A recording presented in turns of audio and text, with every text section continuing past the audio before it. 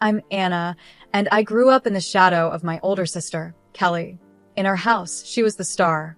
Our home was always full of people, aunts, uncles, cousins, you name it. They'd show up in our backyard like ants drawn to a picnic, eager for my mom's famous barbecue and to watch Kelly perform. Our backyard felt like a stage, with a neatly trimmed lawn and a big oak tree that made the perfect backdrop. Dad would light the grill, and the smell of charcoal and sizzling meat would fill the air. Mom was always rushing around, making sure everyone had a drink in their hand. "Kelly, sweetie," Aunt Cheryl would call out over the noise. "Why don't you sing us a song?" And just like that, all eyes turned to Kelly. She would jump onto a chair, her golden curls bouncing and a playful sparkle in her eyes. She'd clear her throat dramatically, and then she'd start singing. She loved doing her best Celine Dion impression with "My Heart Will Go On," and the adults went wild, clapping and cheering like it was a real concert. Mom and Dad would smile proudly, with Dad even wiping away a tear now and then. Meanwhile, I would be off to the side, trying to disappear among the bushes. It wasn't that I didn't want to join in, but whenever I tried to sing, it sounded like a cat in distress. And poetry? Forget it. The words would get stuck, and I'd end up stammering and turning bright red. I'd often hear my relatives whispering about how different I was from my sister. It wasn't just the relatives who made it clear. Mom and Dad knew who the family star was.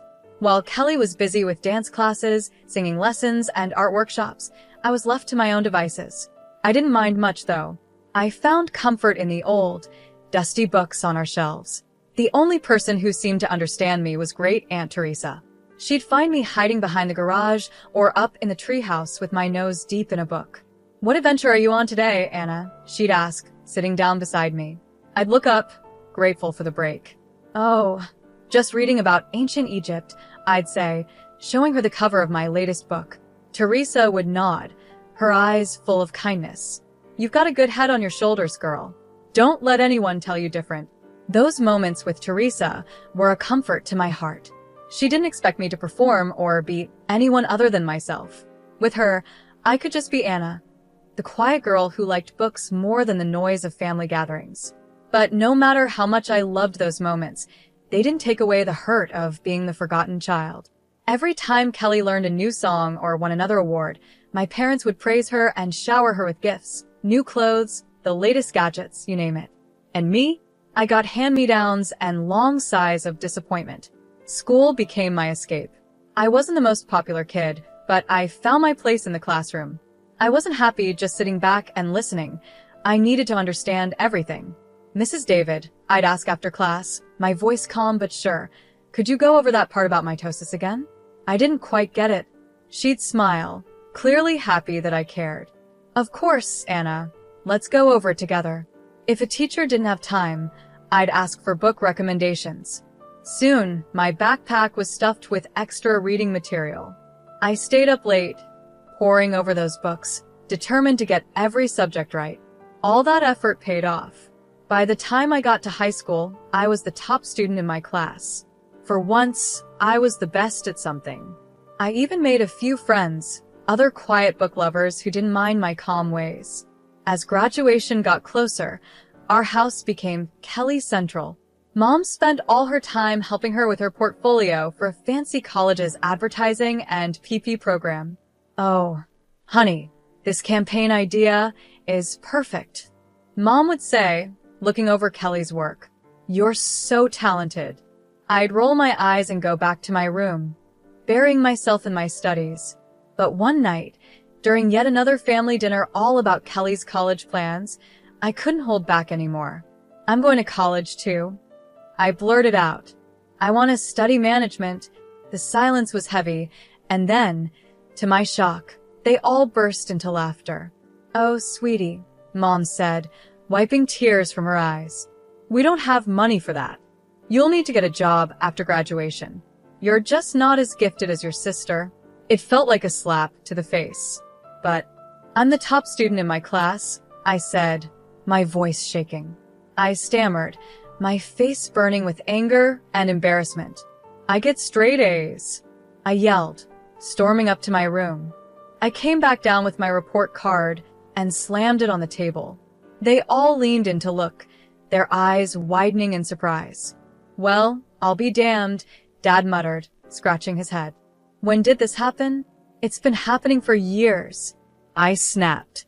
"Not that any of you ever noticed." Mom looked guilty. Her face flushed. "Anna, we had no idea," she began, but Dad cut her off. "Look, it doesn't change anything. We've spent all our savings on Kelly's education. There's nothing left for you, Anna. I'm sorry, but that's just the way it is. You'll go work at my cousin Gary's restaurant after graduation." I turned and ran, ignoring their voices. I sprinted up the stairs to my room and slammed the door so hard the walls shook. I collapsed on my bed, sobbing until I felt something inside me harden. "Fine," I thought, clenching my fists. "If they won't help me, I'll find another way. I'll show them what I can do." The next few months were a blur. Kelly went off to college, her departure filled with tearful goodbyes and proud hugs from our parents. Meanwhile, I threw myself into my studies like never before, determined to finish at the top of my class. During that time, I spent more and more afternoons at Great Aunt Teresa's cozy house. It became my escape from the tension at home. One sunny afternoon, as we sat in her warm kitchen drinking tea, she asked the question I had been dreading. "So, Anna," she said gently, her kind eyes fixed on me, "what are your plans after graduation?" I stared into my teacup, trying to hold back the tears. I don't know, Aunt Teresa," I said. "Mom and Dad won't help me with college. They say there's no money left after paying for Kelly's education." Teresa was quiet for a moment. Then she reached across the table and squeezed my hand. "Anna, dear, I have some savings. I'd like to use them for your college. You're smart as a whip, and I won't let that brain of yours go to waste." Her words hit me like a wave, and I burst into tears. I was overwhelmed by her kindness and the sudden hope that my dreams weren't lost after all. "Thank you," I sobbed, throwing my arms around her. "Thank you so much, Aunt Teresa." The months flew by, and before I knew it, I was walking across the stage at graduation with my diploma in hand. As I looked out at the crowd, I saw Aunt Teresa smiling proudly. My parents were there too, but they looked more awkward than proud. That evening, as I was going through college brochures, Mom came into my room. "Anna, honey," she said, her voice sugary sweet. "Your father's cousin Gary called. He's got a waitressing job for you at his restaurant. Isn't that exciting?" I took a deep breath. "Actually, Mom, I won't be needing that job. I'm going to college." Dad appeared in the doorway, frowning. "And how exactly do you plan to pay for that?" "Aunt Teresa is helping me," I said, holding my head high. "She's giving me her savings for tuition." The silence that followed was almost funny. Then, to my surprise, Dad's face turned red with anger. "Absolutely not," he shouted. "If Teresa has money to spare, it should go to Kelly. She needs a car for her job in advertising after she graduates next year." I couldn't believe what I was hearing. "Are you serious?" I snapped. "This is my chance to get an education and make something of myself." "Don't be selfish, Anna," Mom added. "Your sister needs that money more than you do." "No," I said, my voice shaking but steady. "This is my money now, and I'm using it for college." End of discussion. From that moment, home life became unbearable. My parents either ignored me completely or snapped at me over the smallest things. The tension was crushing. After a terrible argument one night, I called Aunt Teresa, crying, and told her everything. "Pack your bags, sweetheart," she said without hesitation. "You're moving in with me." The next day, I packed everything I owned into a cab and drove away, watching my childhood home shrink in the rearview mirror. As I arrived at Aunt Teresa's house, I felt a huge weight lift off my shoulders. The summer flew by as I prepared for college, and before I knew it, I was stepping onto the campus of State University. Thanks to my high grades and Aunt Teresa's kindness, I got into the management program I had always dreamed of. On the first day of classes, I felt like I was floating as I sat in my introduction to business lecture, soaking in every word. I couldn't help but think, I made it. I'm really here. Meanwhile, Kelly was starting her senior year at her fancy college. I hadn't heard much from her or my parents since I moved out, but I tried not to let it bother me. I was too busy enjoying my new freedom and the thrill of college life. Then, about a month into the semester, Aunt Teresa called. "Anna, dear," she said, sounding hesitant, "I think you should sit down for this." My heart pounded as she told me the news I'd missed. Apparently, Kelly had come home out of nowhere and announced she had dropped out of college. The reason? She was pregnant. According to Aunt Teresa, Kelly had acted like it was no big deal, saying, "Oh, don't worry." Kelly had just tossed her hair and said, "Don't worry. The baby's father is rich. We'll be getting married soon." But things didn't turn out that way. It turned out Kelly's boyfriend wasn't as loyal as she believed, and when he found out she'd been with his friend too, everything blew up. Now, nobody was sure who the real father was. Aunt Teresa sighed as she told me the story. I sat there with the phone pressed to my ear, trying to take it all in. A small part of me felt a twisted satisfaction. The golden child had finally fallen. But mostly, I just felt sad for Kelly and the mess she was in. The drama went on for months. Aunt Teresa kept me in the loop with all the family gossip from gatherings I no longer attended. When Kelly's baby was born, a DNA test confirmed that her boyfriend was indeed the father. But instead of the dream wedding Kelly had imagined, he only agreed to pay child support. The final blow came when Kelly, desperate for money, ended up working as a waitress at Uncle Gary's restaurant, the same job my parents had tried to push on me. After I hung up the phone, my emotions were all over the place. A small, petty part of me wanted to gloat and show off my success to my family. But mostly, I felt deeply grateful for how far I'd come. The next few years flew by in a whirlwind of classes, exams, and late-night study sessions. Before I knew it, I was walking across the stage at graduation, holding my hard-earned management degree. As I looked out at the crowd, I saw Aunt Teresa smiling proudly, tears of joy in her eyes. Because of my top grades and great recommendations from my professors, I landed a manager position at the Gilded Fork, one of the top restaurants in the city. The salary was more than I had ever dreamed of, and for the first time in my life, I felt truly accomplished. When I got my first paycheck, I knew exactly what I wanted to do.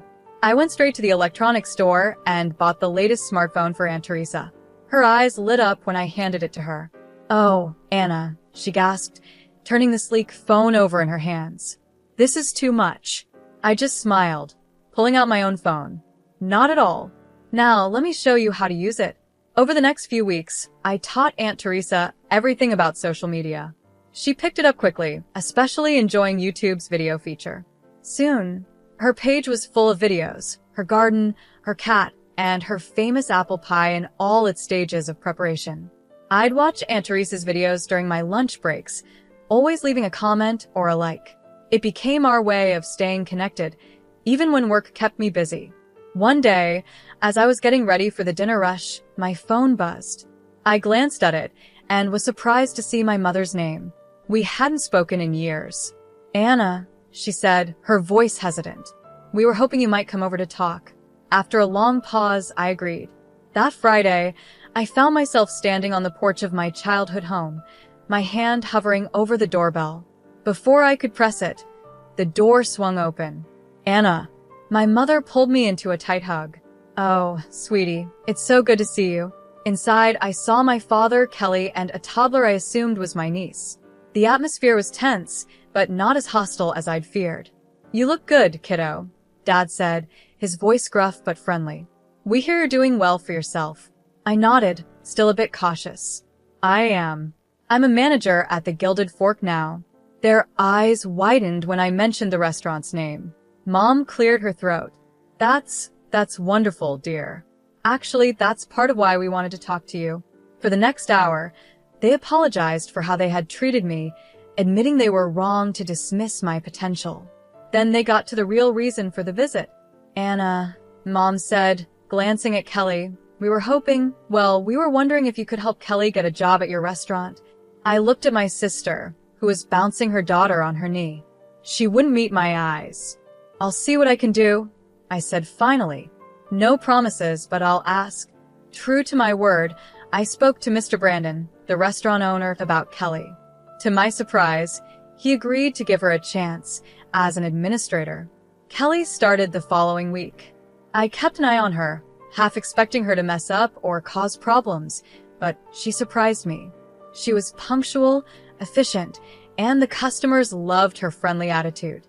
As the weeks went by, I found myself easing up around her. We weren't best friends, but we developed a respectful working relationship. Just when I thought everything was settled, life threw another surprise my way, this time a good one. One day, Mr. Brandon called me into his office. My heart pounded, worried I might be in trouble. But instead, he smiled and said, "Anna, how would you like to help me expand the business?" Before I knew it, I was stepping into a new chapter. I was in charge of opening not one, but 4 new restaurants. My days were packed with staff meetings, menu tastings, and crunching numbers. It was exhausting, exciting, and everything I had ever wanted. The promotion came with a big raise, and suddenly I had more money than I knew what to do with. That's when the calls from my parents began. At first, it was small things. "The roof is leaking," Mom would say, hesitantly. "We were wondering if you might be able to help out a little." It felt surprisingly good to say yes, to fix their problems with a simple transfer of money. It started with the roof, then a new water heater, and soon enough, I was paying for a complete home renovation. As their financial situation improved, thanks to the allowance I was sending them each month, the family gatherings returned. But this time, it was different. "Have you heard about Anna's latest project?" Mom would proudly tell the relatives. "She's opening a new restaurant downtown. We're so proud of her." I'd catch Kelly's eye across the room, and she'd give me a small smile. She was doing well, too, having been promoted to head administrator at the Gilded Fork. "My girls," Dad would say, putting an arm around each of us. Both of them making their old man proud. Part of me wanted to be bitter, to remind them of how they treated me before, but a bigger part of me just enjoyed their approval, something I had wanted for so long. As I drove home that night, a feeling of contentment washed over me. After all these years, I finally had what I'd always wanted, success in my career and the love and appreciation of my family. I was the golden child now, but more importantly, I was my own person, standing on my own 3 feet. It was a quiet Friday afternoon when everything came crashing down.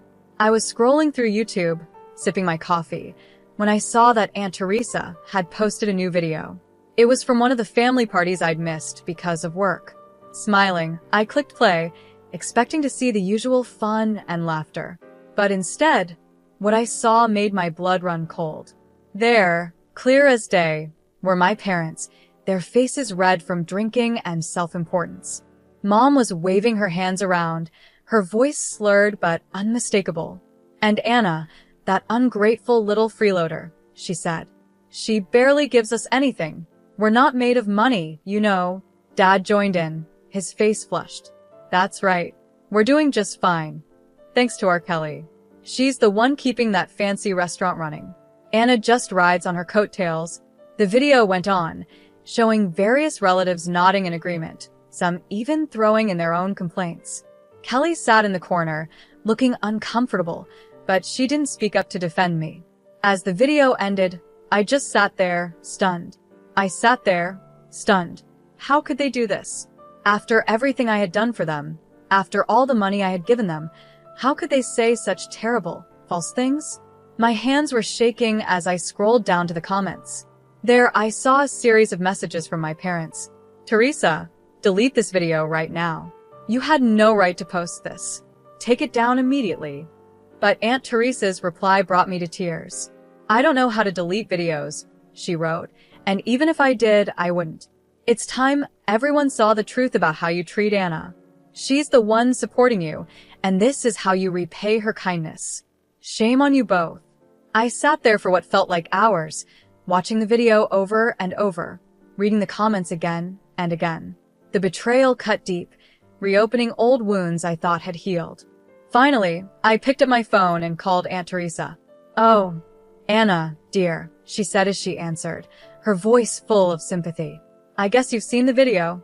"Yeah," I choked out, my voice raw from crying. "I can't believe it, Aunt Teresa. How could they?" I could hear the anger in her voice. They've always been like this, Anna. You just weren't around to see it. I'm so sorry you had to find out this way, but maybe it's for the best. You deserve to know the truth. We talked for hours, with Aunt Teresa comforting me as I moved through shock, anger, and sadness. As night fell, I made a decision. I'm cutting them off, I said, my voice steady despite the pain. No more money, no more help. They made their choices. Now they can deal with the consequences. The days after the video were some of the hardest in my life. My phone buzzed constantly with calls and texts from my parents, but I couldn't bring myself to answer.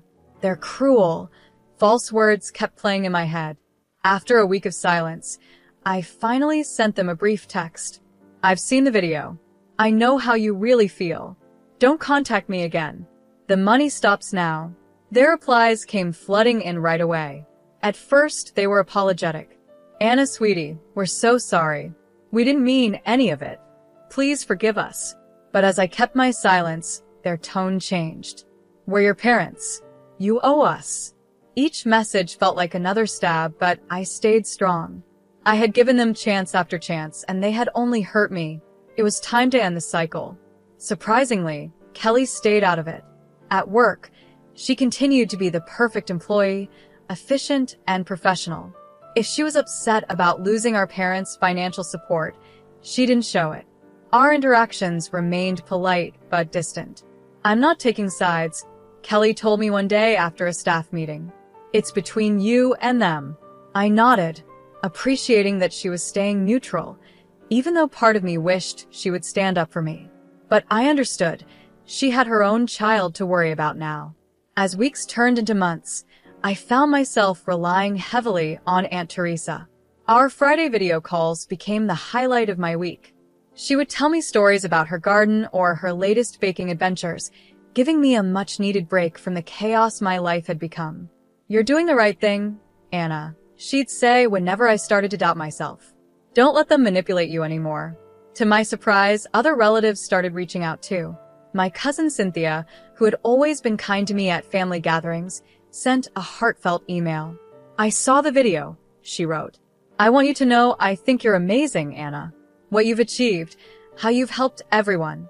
You're an inspiration. Don't let anyone tell you otherwise. Uncle Frank, Dad's brother, called me out of the blue. Kid, I've watched you grow up into an incredible woman. Your parents are fools if they can't see how special you are. You've got family in your corner. Remember that. These words of support felt like healing for my wounded heart. I realized that while I might have lost my parents, I had gained a family who valued me for who I truly was. As the year came to an end, Mr. Brandon called me into his office. I went in, nervous, worried that the family drama might have affected my work. But instead, he greeted me with a big smile. Anna, I'm retiring next year, he said. I want you to take over as CEO of the restaurant group. I stood there, stunned, unable to speak. Finally, I managed to stammer. Are you sure? He nodded, his eyes shining. I've never been more sure of anything. You've earned this, Anna. You're the reason this business has flourished. It's time you took the reins. As I left his office, my mind spinning with excitement, I realized something important. The little girl who had once been ignored and underestimated had grown into a woman who exceeded everyone's expectations, including her own.